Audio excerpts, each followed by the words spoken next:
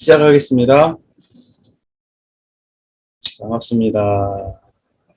우리가 이 모임이 항상 노가리 까는 모임이었는데, 이제 노가리는 그만 까고 공부를 시작을 해가지고, 이게 이 속도로 공부해가지고 언제 끝날지 모르겠지만, 법문이라고 하는 게 우리가 하나 알아둬야 될 게,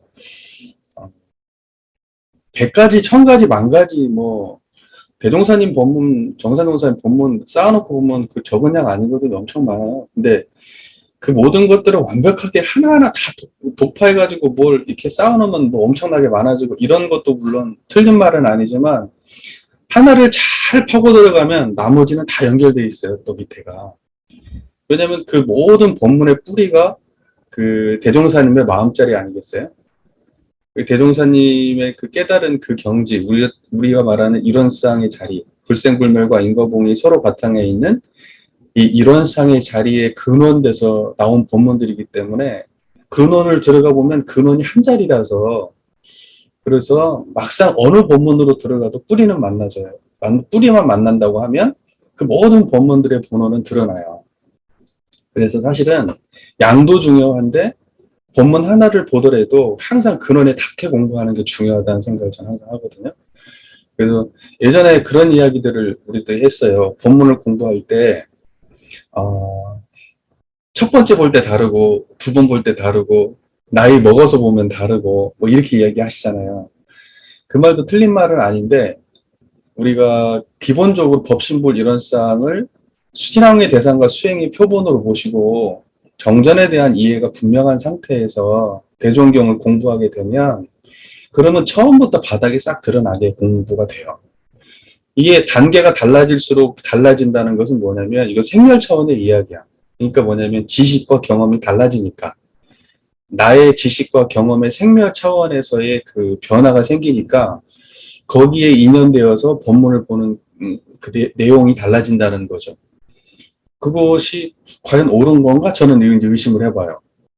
그렇게 이해하는 게 옳은 걸까? 그러니까 자기의 배경으로 대종사님의 법문이 달라지게 읽히는 게 옳은 걸까? 우리가 어떤 배경에 있든지 그것과 관계없이 대종사님의 법문이 절대적으로 해석이 되길 저는 바라요. 일단 기본적으로. 그 기반을 갖춘 다음에 그리고 상대적 적용을 해야 된다. 그러니까 뭐냐면 절대적 이해를 먼저 갖추고 그 이후에 상대적 이해를 추가해야 된다는 게 제 입장이에요.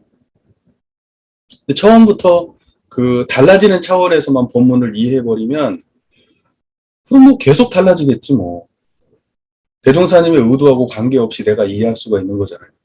우리가 첫 번째 이해해야 될 건 대종사님이 이 본문을 어떤 의도로 말했고 어떤 경지에서 말씀하셨는지 이게 먼저 근본이 서야 되는데 이게 없는 본문을 공부한다면 그러면 계속 자기 환경과 상황에 따라서 다른 해석의 적용만 존재하지 대종사님의 근본을 모를 수 있다는 거예요. 제 말의 의도를 이해하시죠? 그게 나쁘다는 게 아니라 그게 선행되면 안 된다는 거예요. 자기 이해가.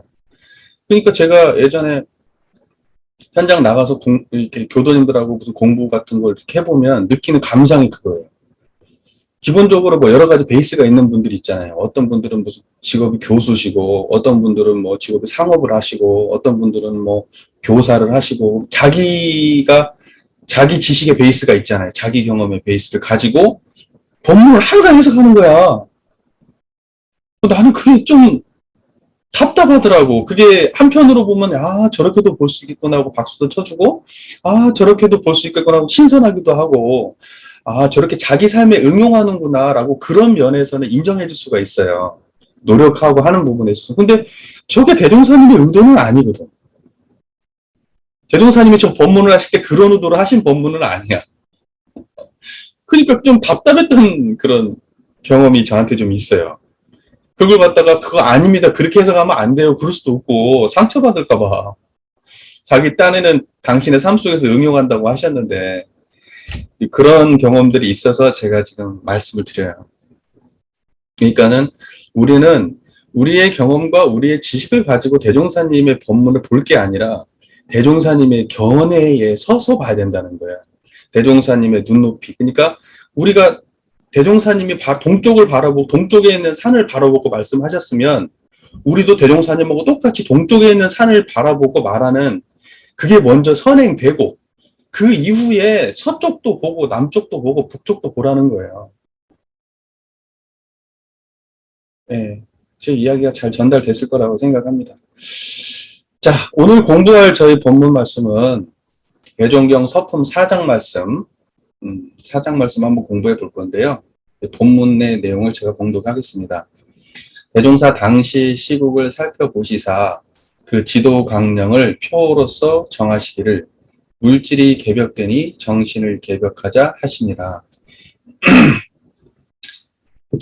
우리 지금 물질이 개벽되니 정신을 개벽하자, 이것은 정전에 개교표로 등장을 하죠. 개교표로. 대종사께서 당시의 시국을 관찰해서 하신 말씀이라는 게 참 재밌어요. 그러니까 교법이라고 하는 것은 시대 상황을 반영해야 되는 거예요. 물론 진리성은 시대를 초월해야 돼요. 시공을 초월해야 돼.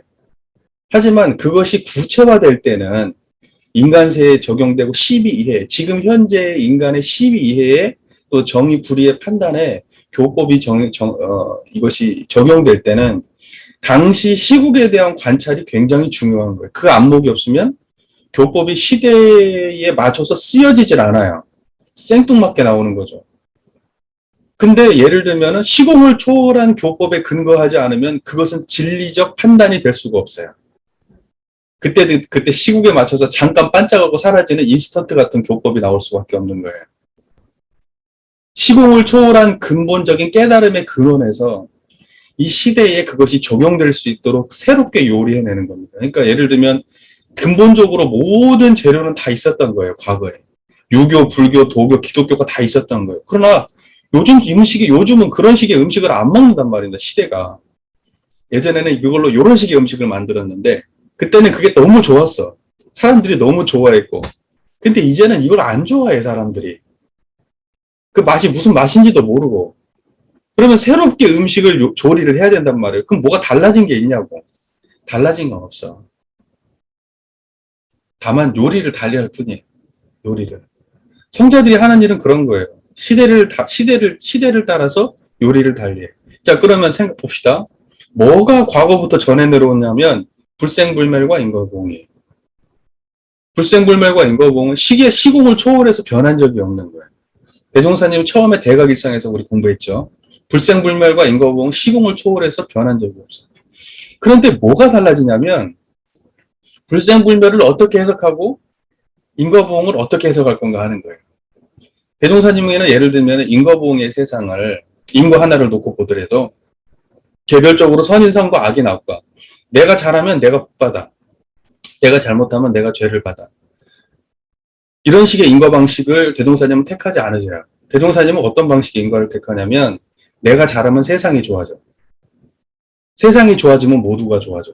내가 잘못하면 세상이 나빠져. 세상이 나빠지면 모두가 나빠져. 그러니까 광대무량한 낙원 건설에 초점이 있는 거예요. 우리의 모든 행위는 나의 행위가 내가 잘하고 잘못받고 하는 것이 나에게 개별적으로 복이 오고 말고의 문제가 아니라 우리 모두에게 영향을 미치는 인과로 다시 해석입니다. 그게. 다시 해석이에요. 그래서 이미 어디 내가 선업을 짓고 내가 복을 쌓아가지고 만들어진 어디 저기 극락정토 세계에 가자는 게 아니에요. 지금 우리가 살고 있는 이 세계를 극락정토로 바꾸자는 거지. 낙원세계로 바꾸자는 거지. 그러니까 우리 인과의 해석을 굉장히 달리해야 돼요. 그러니까 나에게 지금 어떤 안 좋은 게 왔어. 안 좋은 게 왔으면 그게 일방적으로 나에게 내가 잘못해서만 온 게 아니라는 거예요. 사회적 관계 속에서 있는 거지. 그러니까 이런 해석은 정말 나쁜 해석인 거야. 예를 들면은 저기 뭐죠? 독립유공자가 참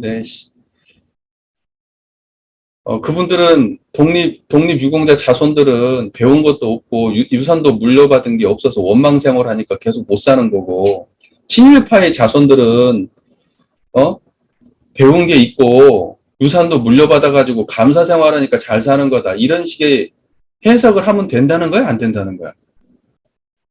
이게 정말 생 코미디 같은 일이란 말이에요. 이런 게 벌어진다니까? 이런 식의 해석이. 자, 보세요. 그래서요, 우리가 해야 될 것은 뭐냐면 우리가 해야 될 것은 뭐냐면 내 개별적 노력이 세상에 선한 영향력을 미치도록 하는 거고 잘못된 어떠한 그러한 노력이 세상에 악한 영향이 미치는 것을 하지 않도록 하는 것. 그것이 사람 보훈에 대한 이야기예요. 그건 개별적인 이야기가 아니고 인류 공통의 이야기라고. 천지부모 동법 법률의 이야기가 우리가 개별적인 거예요, 그게? 개별적인 거가 아니잖아. 천지부모 동법 법률에 은혜 있고 은혜 갚는 일이 우리가 개별적으로 해야 될 일이냐고. 전 인류가 함께 나서서 해야 될 일이죠. 그렇게 하면은 결과적으로 어떻게 된다는 거예요? 광대무량한 낙원세계 건설된다는 거예요. 예를 들면 인과의 방식이 이런 식이 돼야 된다는 거야. 불생불멸도 마찬가지예요. 불생불멸도 나 혼자 깨치고 만다? 이런 식의 해석이면 곤란한다고. 불생불멸 자리에서 생로병사만 해탈하는 게 아니라 불생불멸의 자리를 깨달았기 때문에 이 모든 사람들이 이 불생불멸의 세계 속에서 모든 고락을 초월하고 모든 그 선악을 초월하고 모든 생로병사를 초월해서 모두가 낙원에 영원히 살자 이렇게 해석을 해서 나가야 된다고. 그러니까는 재중에 대한 입장 자체가 과거하고 폭과 이런 그 수준이 달라지는 시대에 살고 있다고. 왜? 물질개벽 시대니까요. 대종사님께 시국을 관찰해 보니까 지금의 시국은 뭐냐면 과거하고 달리 물질개벽 시대야. 물질개벽 시대는 지금 현재 우리가 느끼고 있는 것처럼 디지털 혁명으로 인해서 우리가 정보를 공유하고 사람들과 나누는 수준이 얼마나 달라졌어요. 우크라이나 전쟁이 지금 벌어졌는데 우크라이나 전쟁이 우리가 그 사람들이 개별적으로 찍은 핸드폰에 나와 있는 모든 영상들이 세상에 공유되는 시대예요. 옛날에 우리 그 민주화 운동 때 그때는 사람들한테 이걸 갖다가 그 해외에 전하기 위해서 그냥 얼마나 노력을 해도 그게 안전해지잖아요. 그럼 완전히 고립되잖아, 그냥 뭐 구경 방송 몇 개 그냥 다져버리면 고립돼 버리고 거기에다가 오만 공작을 포보도 누가 할 수 있어요. 물론 밝은 시대가 되니까 결국은 드러나지만 사람들의 기억이 그렇게 되는 건 아니잖아요.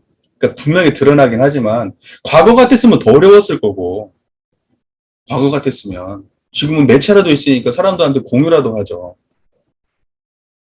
근데 지금의 시대는 어때요? 전쟁 상황이 속속들이 사람들이 다 핸드폰으로 찍어서 모든 사람들한테 공유가 돼. 이런 시대를 산다니까. 그러니까 교법도 그런 식으로 달라지는 시대야. 완전히 울이 터지는 시대라고, 정보에 있어서. 이건 어마어마한 물질혁명이에요. 이 물질개벽 시대라고.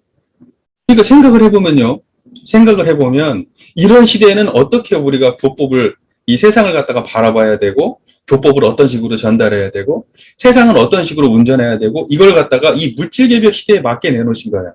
자, 가장 근본적으로 물질개벽 시대에서 물질이 개벽되냐 할 때 그 물질이 뭐냐는 건데 우리가 흔히 생각할 때 물질이라고 보통의 사람들은 만져지는 거, 좀 보여지는 거, 딱딱한 거, 말랑말랑한 거, 차가운 거 이런 거 물질이라고 생각하고 촉감과 어떤 형상에 관련된 게 물질이라고 생각하는데 마음의 형상이 물질이라는 생각은 잘 안 해. 마음의 형상도 물질이에요. 왜 그 마음의 형상이 물질이라고 하는 것이 그런 불교적 관점이냐.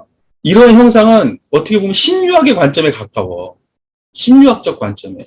우리가 신유학에서 보면 기를 표현할 때 기는 물질이라고 말하거든요.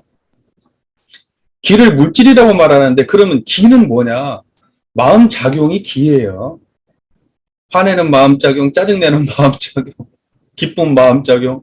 그러니까 그 마음작용이 기라고 한다면 기는 물질이란 말이야. 그러니까 마음도 물질이야. 그래서 사실은 제가 그때 이렇게 설명을 했던 거예요. 물질이라고 하는 것을 우리가 생각하는 건 현대 이런 어떤 우리가 생각하는 것처럼 물질의 세계라는 게 이렇게 대상으로 존재하는 것만, 마음 밖에 대상으로 존재하는 것만 물질이 아니라, 우리 안에서 존재하는 모든 것들, 대상으로 인해서 반응하는 내적 작용들도 전부 다 물질이다. 생각도, 감정도, 판단도, 또는 이성과 합리의 문제도, 기억의 문제도 다 물질이다. 보세요. 우리가 기억이라고 하는 건 어디 저장되어 있습니까? 뇌에 저장되어 있잖아요. 뇌는 물질 아니에요? 그러니까 뭐냐면 감정이라는 것도 어디서 올라와요? 감정이라는 것도 반응하잖아요. 무엇과 반응해요? 물질과 반응하잖아요. 그래서 물질이라고 과거에 우리가 개념으로 생각했던 물질이라고 딱 규정할 수 있을까? 그게 의심되면 차라리 이 정도로 해석했으면 좋겠어요. 물질의 세력, 물질과 영향을 주고받는 물질의 세력, 이렇게 해석을 하면 더 훨씬 깔끔하죠. 자, 그러면 차라리 이 정도로 해석합시다. 이게 물질이다라고 확 마음에 와닿지 않으면 물질의 세력이라고 이해해요. 차라리. 그러면 괜찮죠. 물질의 세력이라는 말 우리 쓰는 말이니까. 그죠? 물질 자체, 그리고 물질과 영향을 주고받는 우리의 내적 마음의 세력들. 그걸 전부 다 포괄해서 물질의 세력. 그러면 물질의 세력에 포함되지 않은 것이 세상에 존재하냐? 없다는 거예요. 그것을 물질의 세력을 통칭해서 우리는 인과보응의 세상이다라고 말하는 거예요. 이걸 생멸경계라고 말하는 거고. 자, 그러면 인과보응의 세상이 과거하고 어떻게 달라졌느냐? 본질이 달라지진 않았어요. 본질이 달라진 건 아니야. 예를 들면 옛날에는 라이트 형제가 비행기 만들어가지고 이렇게 행글라이더 타가지고 그렇게 비행기 나르던 시대하고 지금은 막 우주까지 날아가는 그게 달라진 거지 날아간다는 본질이 달라진 건 아니야. 소달구지가 땅을 가지고 이렇게 질질질질 끌고 소로 끌고 사람이 끌었어 달구지를. 그랬는데 그게 이제는 뭐 어마어마한 그 빠른 이동수단이 나왔다는 거.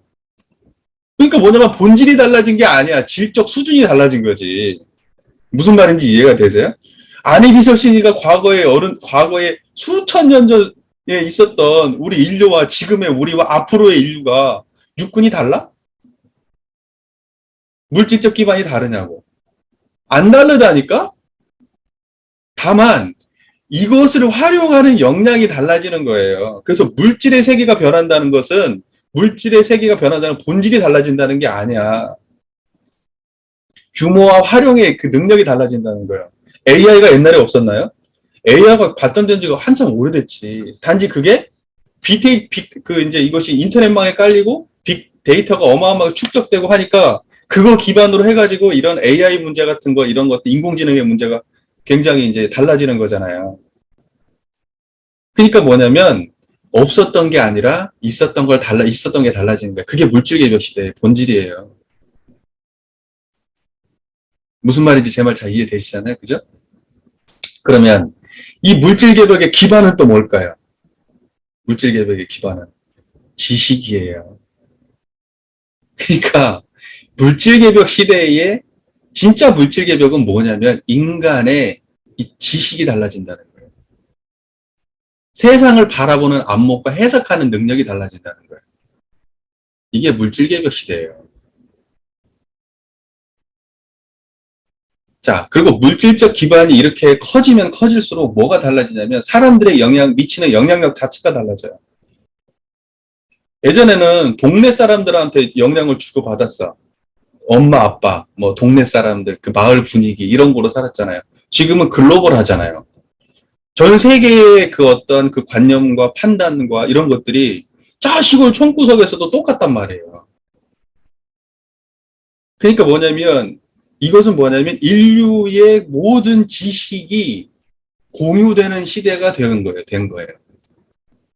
그러니까 어느 지역에 국한되거나, 어느 민족에 국한되거나, 어떠한 특정한 인종에 국한되거나, 이렇게 어떠한 그렇게 낱낱이 나눠져 있던 이런 것들이 통합해가지고 하나의 새로운 것들을 창조해내고, 이렇게 하는 그 융합의 시대로 지금 물질의 세계가 완전히 변화되어 가고 있다는 게 규모가 달라. 없었던 게 아니라. 무슨 말인지 제 말 이해되시잖아요. 지금 그런 시대가 됐기 때문에 그러면 지금 우리가 이런 시대에서 마음 조금 잘못 쓰고 마음 조금 잘하고 하는 것은 내가 지금 많은 사람들이 내가 만약에 팔로워가 어마어마하게 많은데 내가 마음을 바르게 쓰고 내 행동이 바르면 이 어마어마한 사람들에게 영향을 미치는 시대가 됐다니까. 또 어떤 사람들이 예를 들면 핵폭탄이 나와가지고 버튼 한번 잘못 누르면 수많은 지구가 멸망할 수도 있는 시기에 도달했다고. 옛날에 활로 쏴가지고 사람 죽이던 시절이 아니잖아 지금은. 그러니까 뭐냐면 이 정신의 역량이라는 걸 어마어마하게 중요한 거야. 대양 선박의 사고, 무슨 어떤 그 비행기 어떤 추락 사고, 이거 전부 다 인간의 정신 문명하고 관련 있는 얘기예요. 지금은 사고가 한번 터져도 크게 터진다고. 그 다음에 이 시대가 물질 문명 시대가 발전하니까 환경의 문제가 얼마나 한 번에 무너져요. 사람들의 소비 문화 한 번 바뀌면 지구가 살 수도 있고, 소비 문화가 안 바뀌면 지구가 한순간에 멸망한다고. 지금 1.5도씨 얘기하잖아요? 지구 온난화 문제? 우리가 육식이 얼마나 그 고기를 많이 처먹고 사는데, 그 고기에서 나오는 고기를 키울 때 쓰는 그 메탄가스가 어마어마하고, 그 고기를 만들기 위해서 사용되는 그 곡식이 얼마하고, 그 곡식을 고기 키우는 데도 안 쓰고 사람을 먹였으면은, 이 전 세계 기근이 해결이 되는데, 고기 먹겠다고 수많은 사람이 굶어 죽는 시대라니까? 우리가 사는 시대가 그런 시대인데 생각 하나 바꾸면 이 세계가 얼마나 달라지겠냐고. 대종사께서는 물질 개벽 시대에 딱 세상을 바라보고 그 시대를 관찰해 보니까, 아, 이 세계는 잘하면은 어마어마한 시대가 되고 잘못하면은 이것은 죽도 밥도 아닌 시대가 되겠구나라고 판단하지 않았을까. 저는 생각해 봐요. 그러니까 지금이 이 세계를 광대무량한 낙원으로 만들 수 있는 절호의 기회야. 물질 개벽 시대가. 과거의 모든 성자들은 물질적 기반이 없었던 시대를 살았기 때문에 이렇게 서로 간에 긴밀하게 모두에게 영향을 미치는 시대에 살지 않았었잖아요.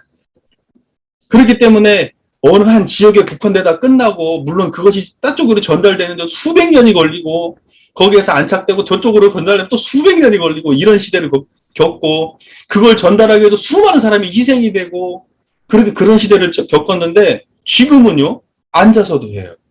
방 안에서 끝낸다고, 그 모든 걸.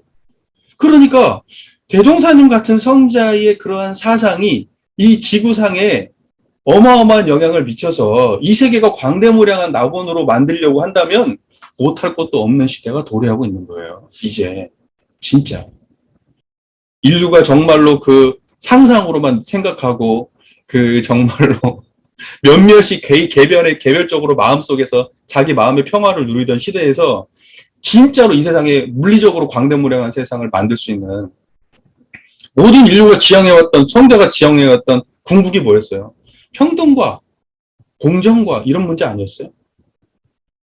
그런 문제였잖아요. 민주주의가 뭔데? 평등의 문제예요. 이거 모든 종교가 탄생은 어떻게 됐어요? 평등의 문제가 있는 거예요. 그 근저에 깔려 있는 게. 대종사님도 마찬가지였고, 구체적으로 대종사님도 그 현재에 드러나 있는 그 시대, 그 지역의 불평등의 구조에 대해서 계속 지적하고 나오셨잖아요. 석가모니 부처님 당대 때도 마찬가지고, 사성제 개혁의 문제가 있었고. 그리고 예수님 당대 때도 마찬가지고, 수많은 차별과 강약의 문제가 해결이 안 됐던 시대를 살아오셨단 말이에요. 유교도 마찬가지고요. 그런데 지금 이 시대는 그 물질적 기반이 달라졌다고. 사람들의 인식 수준도 달라졌고요. 그러니까 우리 대종사님 같은 이 지금 시대에 맞는 성자가 나와서 교법을 펼친다고 한다면 이 시대가 달라질 수도 있는 거예요. 그러니까 이게 바로 후천 개벽 시대란 말이에요. 이 물질 개벽 시대가 진짜 바뀔 수 있는 시대란 말입니다, 이제. 근데 우리가 후천 개벽 시대에 그 주세회상으로서 역할을 하고 있는가? 못 하고 있지. 너무 자명한 얘기 아니에요? 자, 그러니까 정신개발, 그러면 자, 물질이라고 하는 것은 자, 지식 기반에서 모든 이런 우리의 그 지식의 역량, 이것이 가장 핵심이다라고 보는 거죠.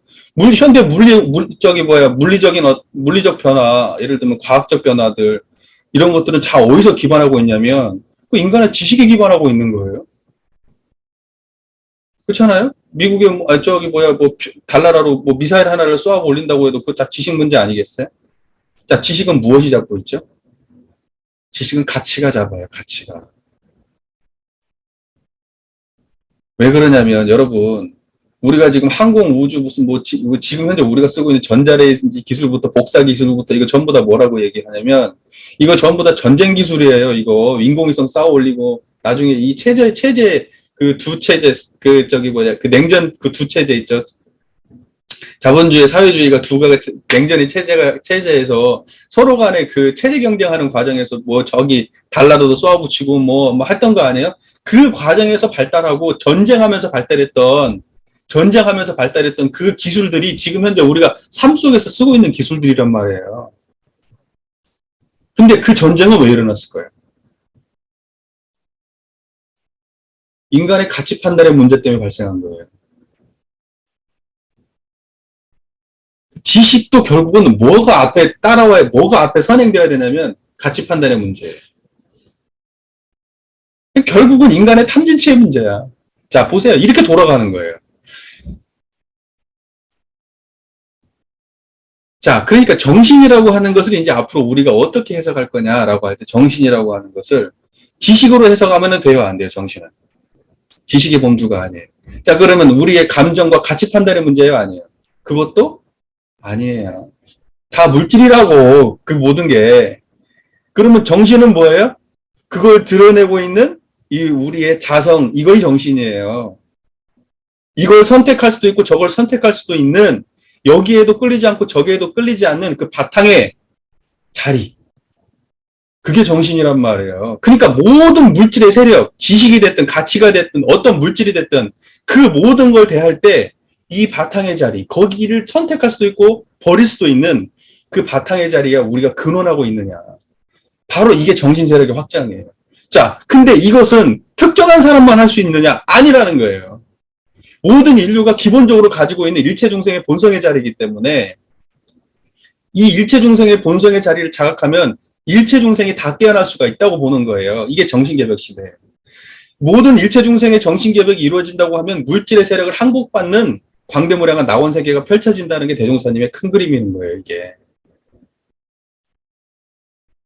자, 정리가 잘 되고 있나요, 지금 이 말이? 자, 그러면 물질이 개벽되니 정신을 개벽하자라는 말이 조금 정리가 잘 돼요? 정리가 잘 돼요? 물질에 포함되지 않는, 우리가 보통 정신 그러면 사람들이 이렇게 얘기하거든요. 옳고 그름에 대한 생각. 너 정신이 똑바로 박혔어? 왜 이런 판단 안 하고 저런 판단을 해?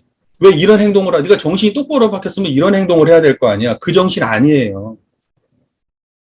무슨 뭐 해결에 무슨 세계 정신이 있어가지고 무슨 뭐 우리가 인류가 이렇게 가가지고 나중에는 이런 식으로 무슨 사람들이 생각을 하게 되고 요런 민족들이 뜨게 되고 무슨 요런 사상이 정립되고 이런 식의 정신이 아니야.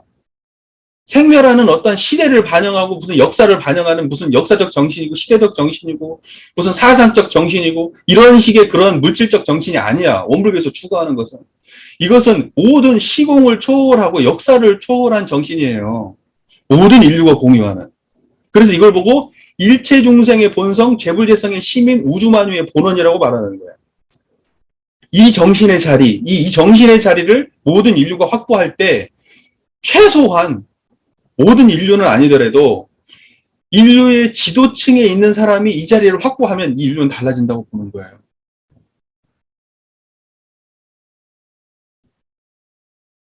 자 보세요. 대종사 당시의 시국을 살펴보시다 그 지도 강령을 표로서 정하시기를. 대종사께서는 딱 한 자리 깨치신 분이야. 불생불멸과 인과보응. 그러니까 불생불멸과 인과보응을 깨치고 보니까 모든 인간의 탐욕 그 당시의 시국을 살펴보세요. 그 일제 시대잖아요. 네? 그리고 그 힘으로 모든 사람들을 갖다가 이렇게 하고 과거에는 막 양반이라고 하는 어떤 그런 이데올로기로 사람들을 지배하고 근데 이제는 막 물질 문명이라고 하는 그런 어떤 자본주의 혁명이 이 세상을 지배하고 산업주의가 이 세상을 지배하고 이런 시대를 대종사님이 겪어오고 그런 것 과도기에 사시는 당신의 입장에서 볼 때 이 모든 것이 물질의 세력이었던 거야. 그런데 거기에서 자유로 어느 순간 깨닫고 나니까 어라? 세상에 이게 한마음짜리를 떠나서 있는 얘기가 아니구나. 이 모든 것을 초월하는 자리가 이미 우리는 그 안에 있었구나. 우리는 물질의 세력을 당해서 물질의 세력으로부터 자유롭고 이걸 선용할 수 있는 역량이 우리 개개인에게 이미 갖추어져 있었구나 라고 하는 걸 자각한 거란 말이에요. 그러니까 물질이 개벽되니 정신을 개벽하자 이렇게 하는 거라고. 정신을 개벽하면 물질의 세계는 따라오니까 주종의 문제니까.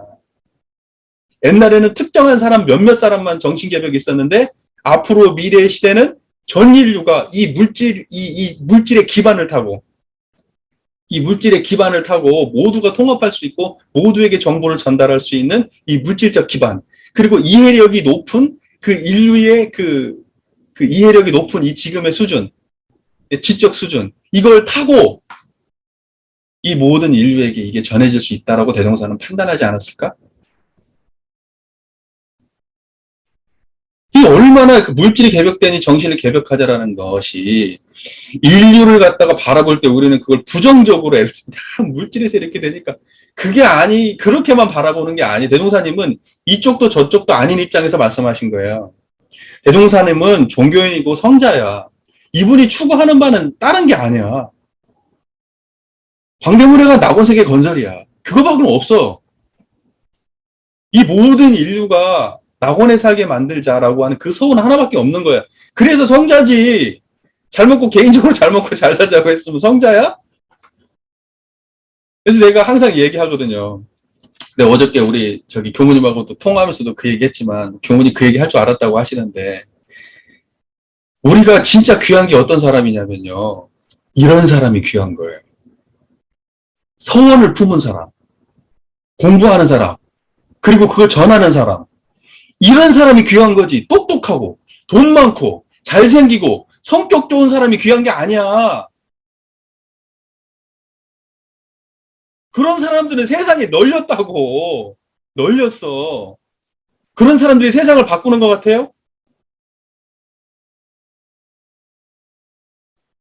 이 세상을 광대무량한 낙원으로 만들려는 서원을 가진 사람. 이런 사람들이 세상을 바꾸는 겁니다. 이런 게 귀한 거예요. 그래서 여기 계신 분이 다 귀한 거 아니에요. 무슨 말인지 아시겠죠?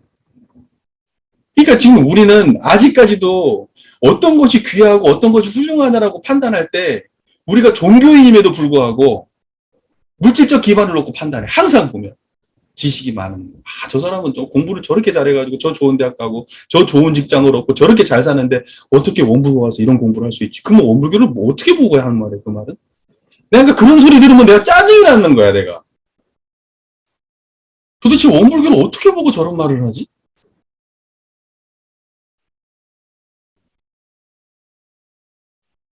우리가 진짜 귀하다고 생각해야 될 것은 서원이 있는 사람이에요. 서원이 있는 사람. 그 사람이 재질이 부족해. 지식이 부족할 수도 있고, 가난할 수도 있고, 얼굴이 못생길 수도 있고, 좀 똑똑하지 못할 수도 있어. 그런데 이 사람은 이 세상이 정말 좋아졌으면 좋겠고, 자기를 희생할 수 있는 마음의 준비가 되어 있는 사람이에요. 이런 사람이 귀한 거예요. 이런 사람이 귀한 거라고. 똑똑한 사람이 귀한 게 아니고, 돈 많은 사람이 귀한 게 아니고.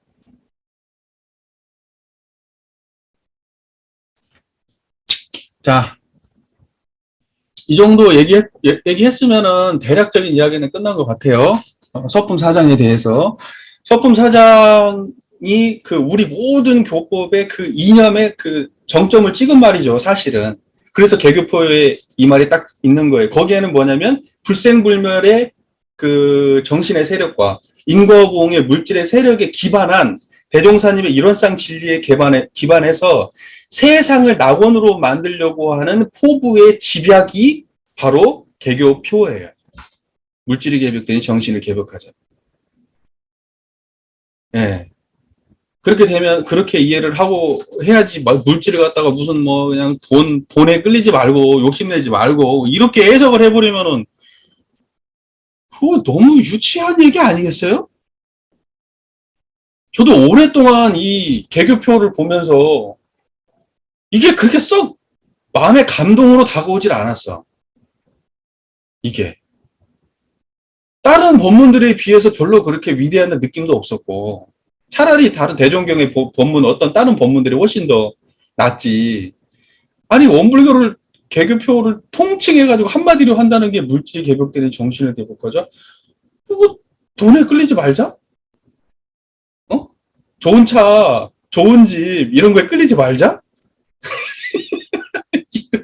이런, 이런 걸로 이걸 그렇게만 해석을 했었단 말이에요. 저도 많은 분들이 그렇게 하고 있을 거예요, 지금. 빨리 정신 차려야 돼요. 그런 말 아니에요. 우리 교법을 집약한 말이야. 다 통틀어서. 네. 우리가 대종사님의 교법을 공부하고 이제 내 안에서 그러한 신념과 어떤 그런 체험적 경험들이 이제 먼저 있어야 그 이후가 이제 있는 거죠. 우리가 보통 수신제가 치고 평천한다고 하지만 그거 전부 다 기본이 수신이에요. 수신의 문제예요. 수신의 확장에 불과한 거예요, 다.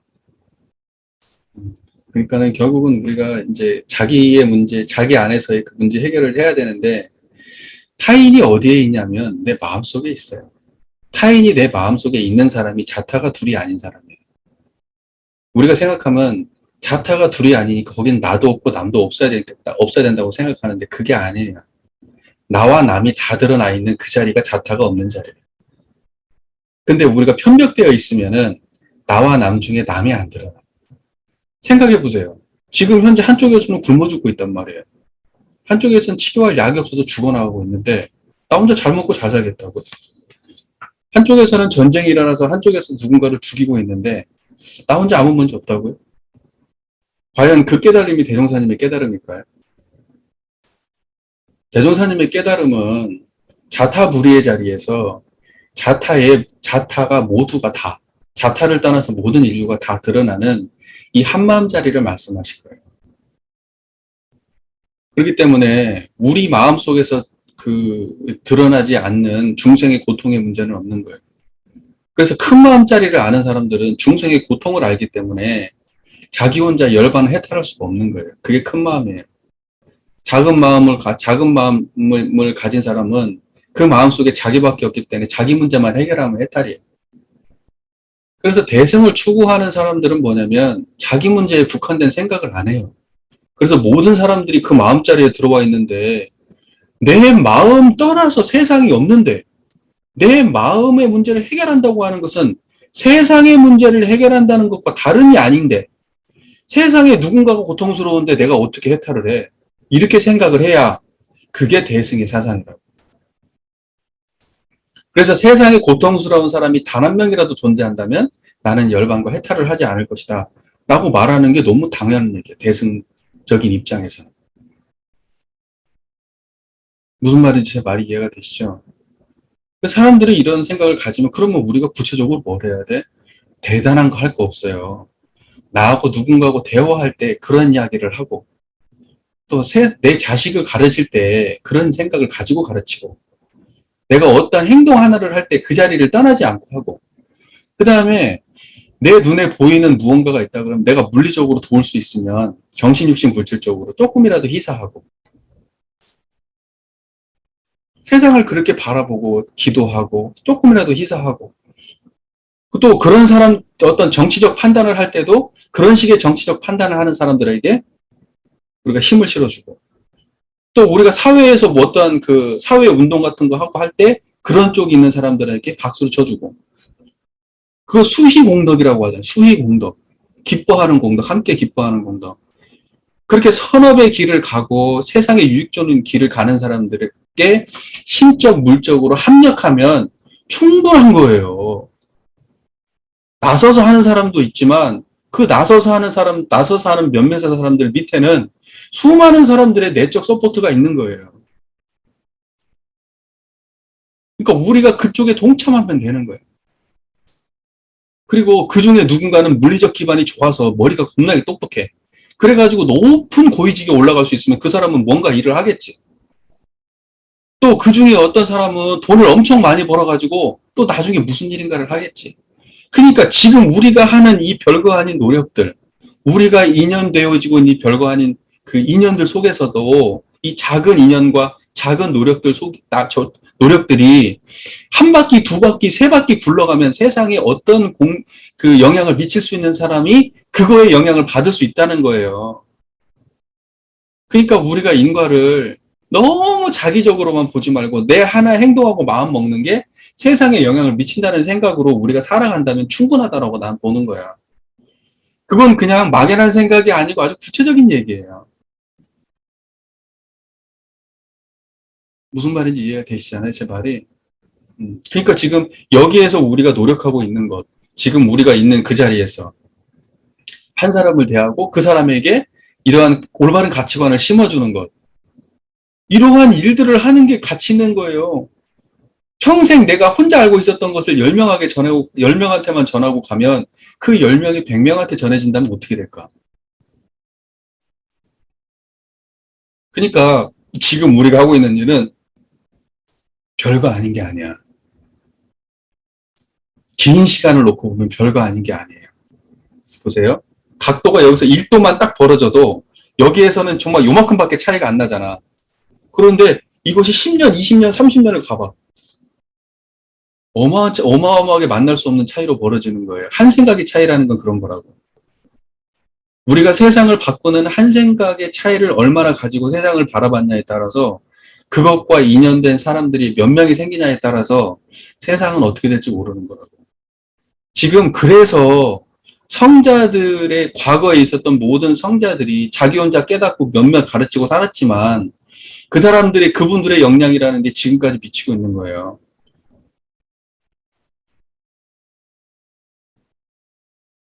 그분들의 깨달음에 동조하고 그분들의 깨달음에 협력한 사람들이 있었기 때문에 지금까지 그게 지켜지는 거고.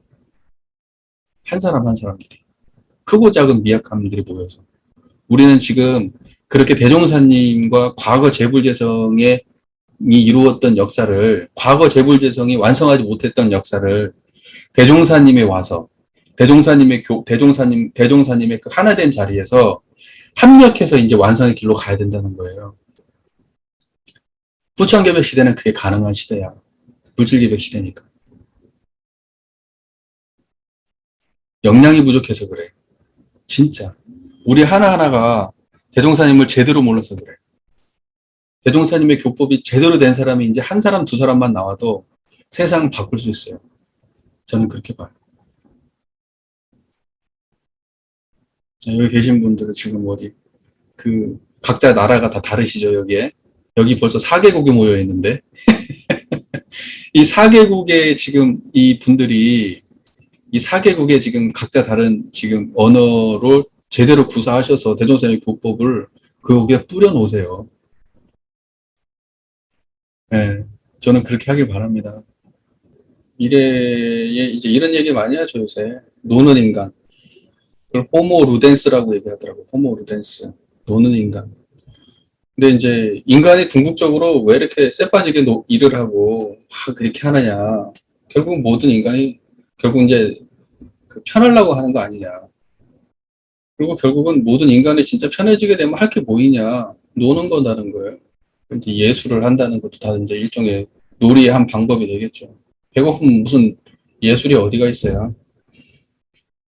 그러니까는 결국은 인간의 이제 노는 문제인데, 과연 우리가 진짜 거기까지 갈 수 있는지는 모르겠어요. 몇몇 사람들은 그러겠지. 그리고 인간의 가치라는 게 지금은 이제 산업사회의 가치는 인간이 일하지 않으면은, 자기 몫을 하지 않으면은 가치 없는 인간인 것처럼 되고 있지만, 실제적으로 모든 사람들이 원래 일을 해가지고 죽을 때까지 일하려고 태어난 건 아니거든요. 인간이 구체적으로 뭐 하려는, 인간이라고 하는 게 구체적으로 뭐 하는 거냐. 인간의 최량한 가치라고 하는 게 어느 방향으로 구현돼야 되는 거냐. 모든 사람들이 화목하고 잘 먹고 잘 사는 대로 가는 거예요, 결국은. 평등하고, 차별받지 않고. 그리고 정말로 인간이 할 일 없어지면요, 인간은 전부 다 아마 죽을지도 몰라요. 자살하고, 숫자가 확 줄어들고, 살 이유가 없는 인간들이 모이면 살 필요가 없기 때문에 별로 인생에 다 할 게 없어. 이 고락은 상반하는 거기 때문에, 인생 세간에서 고락은 상반하는 거기 때문에 고가 없으면 낙도 없어. 그래가지고 항상 인생이 우울하고 별거 아니고 그냥 멍하고 있다가 수많은 사람이 죽고, 이런 세상을 또 굳이 자연들한테 왜 물려줘야 돼? 안 낳고 그럼 사람 숫자 줄어들고 뭐 이렇게 되지 않을까요? 그냥 예상해 보는 거예요. 결과적으로 제가 이 말씀을 드리는 이유는, 우리가 특정한 가치가 세상에 존재하거나 정해져 있거나 이런 건 없다는 거예요. 하지만 하나 확실한 건, 종교에서 주는 어떤 인생의 궁극적인 목표 지점은 어디냐. 모든 인류가 평등하게 사는 거예요. 그게 인류가 존재하면서부터 주어졌던 그 최고의 가치예요. 인류가 예를 들면 수렵 생활을 할 때까지는 모르겠지만, 최소한 청동기 이후부터는 인류가 이제 계급이 생기잖아요. 농사 짓고 뭐 하고 하면서 계급이 생기잖아요. 그때부터 불평등이 시작된 거예요. 그래서 지금까지도 그 문제는 해결이 안 되고 있어요. 앞으로는 해결될 수 있느냐? 그것이 해결될 수 있다 그러면 그게 낙원 세상이죠. 그게 낙원 세상이죠. 근데 과연 그런 세상이 올까? 쉽지 않을 것 같아요. 우리의 욕망이 나에게만 국한되지 아니하고 전 인류를 향해서 우리의 욕망이 커진다면 해결될 수도 있겠죠. 국경을 우리나라끼리만 잘 먹고 잘 살자고 선을 그을 게 아니라 국경이 없는 전 세계가 전부 다 그냥 하나의 지구촌이 되고, 그 다음에 모든 인종이 그냥 특별한 그런 게 없이 다 하나의 인류가 되고, 이렇게 된다 그러면 세상이 한순간에 달라질지도 모르죠. 근데 그게 그렇게 쉽겠어요? 엄청 어렵겠죠. 그래서 그 정산동사님 동원돌이 동기연계 동척사업 그러한 사상들도 결국은 대종사님의 그 일원주의 사상에 기반한 말씀들이고, 우리가 예를 들면은 그 하나에 이렇게 국한되잖아요. 나는 어느 나라, 어느 민족, 어느 인종, 어느 계층 이렇게 해가지고 우리 마음속에 보면은 전부 다 구분이 있어요. 그걸 보고 이제 편착심이라고 말을 하잖아요. 근데 그곳의 문제가 해결되지 않으면 사람들이 많이 모여도 인종의 갈등 문제가 해결이 안 되잖아요. 미국 같은 데도 보시면. 그 다음에 인종의 문제도 해결이 안 되고, 그 다음에 지우의 문제도 해결이 안 되고, 경제의 문제도 차별이 해결이 안 되고, 계속 그렇잖아요. 남녀 문제, 성 문제도 해결이 안 되잖아요, 지금. 젠더 문제도. 우리 딱 두 개만 인정하잖아요. 남자 아니면 여자. 섞여 있는 걸 인정 못 하잖아요. 그리고 그것도 물리적인 그 기준으로만 바라보잖아요. 남자, 여자를 바라볼 때, 그 기준 자체로. 그러니까 우리는 뭐냐면, 국한되어 있고 편착되어 있어서 우를 못 터요. 물리적으로 이 국경만 없앤다고 해서 해결될 문제가 아니라니까. 결과적으로 그 모든 마음이 일체 중생의 본성인 자리를 자각해서 원래 우리가 그런 모든 구분이 없는 하나의 자리를 공유하는 인류구나라고 하는 그 자각. 그게 인류 정신의 자각이죠. 인류 정신의 자각. 그러니까 그것이 이제 이론주의 사상인데, 그 자각이 선행되지 아니하고 우리가 전부 다 그 평등의 세상을 누릴 수 있겠어요? 공정의 세상을 누릴 수 있겠어요?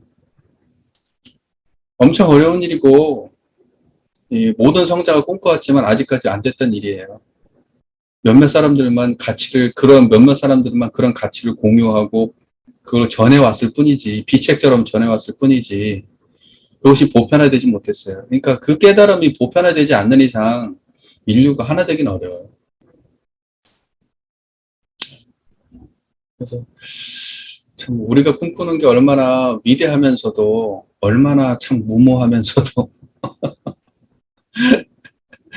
얼마나 어떤 사람이 볼 때는 얼마나 허황되게 보일까 이런 생각도 하지만, 이러한 가치를 우리가 구현하지 않으면 누가 할 수 있겠어요? 우리는 참 그 대종사님의 깨달음의 그 과거 성자들의 이 깨달음을 우리가 그 통합해서 대종사님이 와서 통합이 됐고, 이것을 가지고 인류 사회에 구현하려고 하는 우리들 스스로 자부심을 가지고 그렇게 했으면 좋겠습니다. 타지에서 다들 힘들게 사시지만 우리가 어떤 사람인지 우리의 가치를 우리 스스로 그렇게 낮게 보지 말았으면 좋겠어요. 내가 지금 그쪽에서 나 혼자 버려진 것 같다. 나 혼자 소외된 것 같다. 나의 노력을 알아주지 않는 것 같다. 또 나는 이거밖에 안 되는 것 같다. 라는 그런 생각들이 많이 드시겠지만, 그렇지 않다. 여러분들이 없으면 안 된다. 그렇게 생각해 주시면 좋겠어요. 저도 마음이 이해가 충분히 돼요. 제가 러시아에 있을 때도 여성의 날이면 남자들이 반드시 꽃을 사가야 됐어요. 여자한테 그날 꽃을 안 사다 주면 그놈은 정말 쓰레기 같은 놈인 거야. 여성의 날은 무조건 남자는 여자한테 꽃을 사가야 돼요, 그날. 그리고 평소에는 맨날 술 처먹고 별짓을 다 해도 그날 꽃 사가면 괜찮은 놈이고, 러시아에서는 그 어떤 거냐면, 어떤 남자가 멋있는 남자냐면 술 처먹고 꽃 들고 오는 남자. 자기가 고주망태가 돼도 여성의 날에 꽃은 들고 가야 돼. 저는 그게 어떤 뭐 옳다 그르다의 문제가 아니라 그 감성적으로 어떤 느낌인지는 알 것 같더라고. 감성적으로 어떤 느낌인지는 알 것 같아. 제가 그 러시아에서 있었을 때 그 느낌이. 그래서 그것도 나름 존중해요. 예. 근데 이제 우리가 이제 이런 생각을 해봐야 되죠. 이제 그 강자 약자의 문제가 절대적으로 그러면 여자가 절대적 약자냐? 그렇지는 않죠. 그건 이제 그 문화에 따라 다르고 시대에 따라 다르고 상황에 따라 다른 거죠. 어떤 상황에 처하면 여자가 절대적 약자가 됩니다. 근육의 문제에 대하면. 하지만 지식의 문제나 어떤 상식의 문제나 이런 거에 당하면 절대적 약자가 남자가 될 수도 있어요. 또 모성의 문제나 이런 것 따지면 남자가 절대적 약자죠. 절대적 약자라는 표현은 좀 그래요. 하지만 대부분 보면 좀 그래요. 저도 이제 애를 키워보니까 여자하고 남자는 그 강도가 달라요. 애에 대해서 느끼는 강도가 확실히 달라요. 왜냐면 자기 뱃속에서 나왔잖아, 얘는.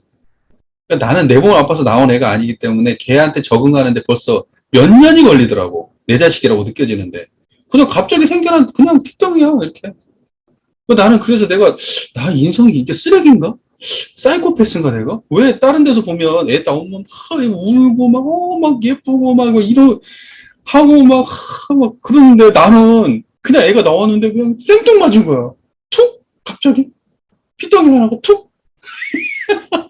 근데 그 애를 키우고 같이 교감하면서 그 정으로 이렇게 그런 나중에 보니까 내 아이가 되더라고요. 요즘에는 초등학교 4학년짜리 딸내미를 이렇게 보잖아요. 그럼 우리 정토가 옆에서 그래요.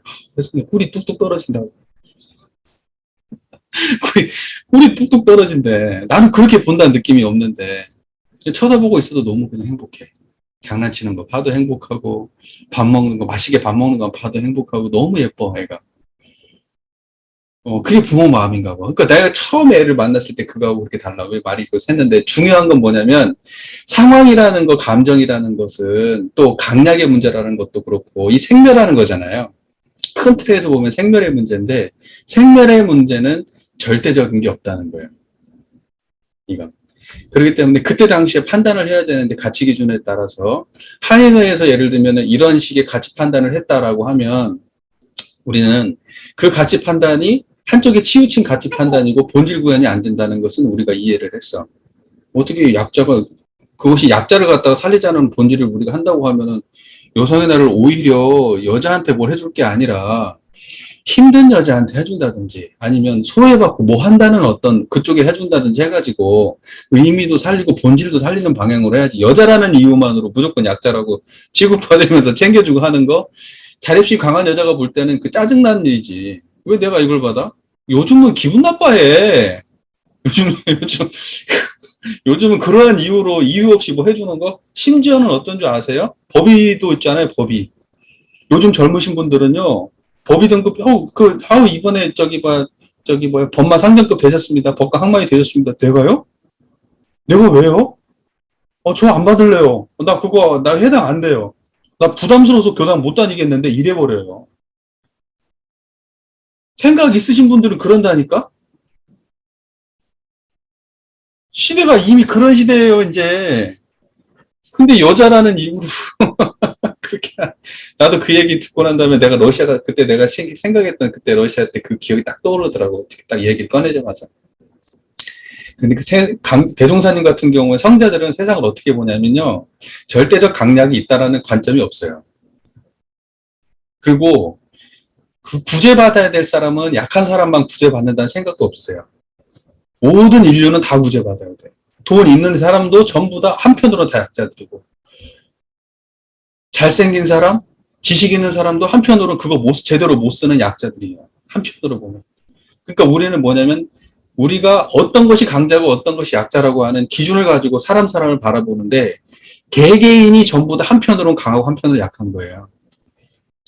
우리 마음속에 강약의 기준이 정확하게 서 있으면 안 돼. 상황에 따라서, 그때그때에 따라서. 돈이 아무리 많아도 그 사람 가정사가 불행할 수 있단 말이야. 그 돈 많다고 행복한 건 아니잖아. 지식이 겁나 많고 사회에서 인정받는데 내면을 들여다보니까 그 사람이 사람들하고 인간관계 잘 못하고 사람들한테 인정을 잘 못 받아. 실력은 있는데 인간이 썩었다 그래. 그럼 그 사람 불쌍한 사람 아니에요? 한편으로는 부러운 사람이지만 한편으로는 불쌍한 사람이잖아. 그러니까 절대적 인과의 세계 속에서 인과의 세계를 살아가는 모든 인류는 절대적 가치 기준이 없는 거예요. 다 상대적인 거죠. 그러니까 그 상대적인 것을 놓고 우리가 이제 그 안에서의 가치 기준을 할 뿐이에요. 조금 더 이롭고 조금 더 해롭고 조금 더 옳고 조금 더 그런 거지 절대적 이롭고 절대적으로 옳고 이런 건 없는 거야. 그러니까 나는 그 마음으로 그 사람들을 대해야 된다고 생각해. 그러니까 여자들한테 그걸 갖다가 주려고 생각하는 그 마음을 그렇게 쓰는 사람들의 그 마음 한번 생각해 보세요. 그게 유치하다고 생각 들면 좀 안아줄 수도 있어야지. 좀 커져야 돼. 아직 유치하구나. 사람들의 생각과 판단이라는 게 저 정도밖에 안 되는 거. 그럼 좀 안아줘. 그리고 조금, 우리가 이번에 이렇게 하시고, 다음번에는 좀 이런 방식으로 해보는 것도 또 좋지 않을까 싶은 생각도 듭니다라고 의견 깔끔하게 내고 나는 탁 놔야지. 벌써 내가 빠져있잖아. 나는 거기서 빠져나오고 내가 몰입되지 않을 때 나는 큰 나가 되고 큰 나가 될 때 여유가 있고 여유가 있으면 그 사람도 들어와. 근데 내가 가치 기준에 몰입되면 나는 작아지고 작아지면 사람을 배제해. 가치는 살고. 가치는 아무것도 아니거든. 결국 사람 살리자는 거잖아. 그리고 사람 살리자고 하는 그것이 좋은 가치를 만드는 것이기 때문에 개개인을 바라볼 수 있는 안목, 그리고 그 가치에도 매몰되지 않을 수 있는 안목이 우리한테 필요한 거지. 그러니까 내가 커지지 않으면 사람들이 안 당겨. 그래서 절대적으로 옳은 걸 주장하거든, 사람들한테. 종교는, 우리 원불교는 이래야 돼, 이래야 돼, 이래야 돼. 여자들은, 원불교 교무님들은 머리 이래야 되고, 행동은 이래야 되고, 이래야 돼. 그러한 가치 기준이 딱 서 있는 사람들은 사람들을 배제시킨다고. 차별하고. 근데 내가 커서 가치를 초월해 있으면 이 사람도 담기고 저 사람도 담겨. 그래서 그 사람 불러서 이야기도 할 수 있고, 대화도 나눌 수 있고, 그렇게 할 수 있는 여유가 있어서 모두에게 감흥을 줄 수 있지만, 가치를 앞에 딱 세우는 사람은 한쪽으로 편착된 감정 때문에 좁아져. 그래서 편착심을 없이 하면 편착심을 없이 하여 그 편착심을 없이 하면 광대무량해진다는 얘기야. 그러니까 뭐냐면 우리의 사고나 이데올로기 옳다라고 생각하는 거에도 갇히지 말고 훨씬 더 큰 자리에서 그것도 바라봐야 돼. 그러니까 이것도 물질의 세력에 끌리는 거야. 내가 아까도 얘기했잖아요. 가치라는 것도 물질의 세력이라고. 우리가 공산주의자들이 어떤 애, 자본주의자가 어떤 애, 신자유주의자들이 어떤 애, 분배가 어떤 애, 우리가 가치에 대해서 많이 얘기하지만 거기에 쏙 빠지면 다른 사람이 안 보인다니까. 사람이 안 보여. 모든 사람을 놓쳐버려. 그리고 그게 폭력이 돼. 그래서 과거에 예를 들면은 그 이성주의 또는 뭐 어떤 그 형이상학의 폭력 이런 말들 하거든. 어떠한 우리가 옳다라고 생각하고 저것이 진리다라고 생각하는 걸 세우는 순간 그건 폭력이 돼. 폭력이 돼. 가치라는 거 되게 위험한 거예요. 한편으로는 좋으면서 한편으로는 위험한 거예요. 우리가 좋은 가치를 추구하지만 좋은 가치가 폭력이 돼. 그리고 그거보다 커져야 돼. 그래서 쓸 수 있어야죠. 잡아서 부릴 수 있게 되는 입장으로 우리가 가자는 게 정신개벽이지. 가치에 쏙 빠지지 말자는 거지. 정산종사님 같은 경우에도 해방 이후에 우리 분단되고 이랬을 때도 한쪽에 기울이지 않았어요. 양면을 다 좋은 걸 수용하셨어요. 정산종사는. 근데 그 이후의 제자들은 한쪽을 선택했지. 반공. 안타깝지만 우리 교단도. 벌써 이데올로기 중에 하나를 선택한 거거든. 종교가 가야 될 길이 아니에요. 사용물이지. 우리가 그걸 사용하지 못해서. 그러니까 예를 들면 공산주의는 자본주의를 비판하고 자본주의는 공산주의를 비판하지만 그 둘이 어디에도 치우치지 않는 우리의 중도적인 어떤 그 마음의 경지가 있다고 한다면 합리적으로 판단해서 취할 건 취하고 버리면 되는데 일방적인 게 세상에 어디가 존재해? 벌써 한 사람 그 가치관을 들어가지고 둘이 충돌하면서 사람을 버렸고 전쟁이 일어났고 그러면서 수많은 사람이 죽었고 지금까지 선 가르고 있는 거잖아. 그거 못 넘어가서. 근데 우리 안에 우리 삶 속에서 발생되는 그런 가치 기준들, 이것이 옳다, 저것이 그르다라고 하는 그 가치 기준들. 우리가 개개인의 문제니까 그러지만 국가 간의 문제면은 벌써 이런 짓까지 간다니까? 개개인의 문제면 그냥 개개인이 그냥 기분 나쁘고 싸우고 말만 그만이지만. 그래서 세상의 전쟁이라고 하는 건 사람의 마음 난리라고 하잖아요. 제가 이번에 설교에도 그 얘기 했는데, 전쟁은 사람의 마음 난리예요. 병법이라고 하는 것은 결국 마음 난리를 평정하는 게 세상의 전쟁을 평정하는 병법이라는 최고의 병법. 결국은 우리는 바로 그 일을 하자는 거고, 정신개벽 운동이라는 거. 대종사님이.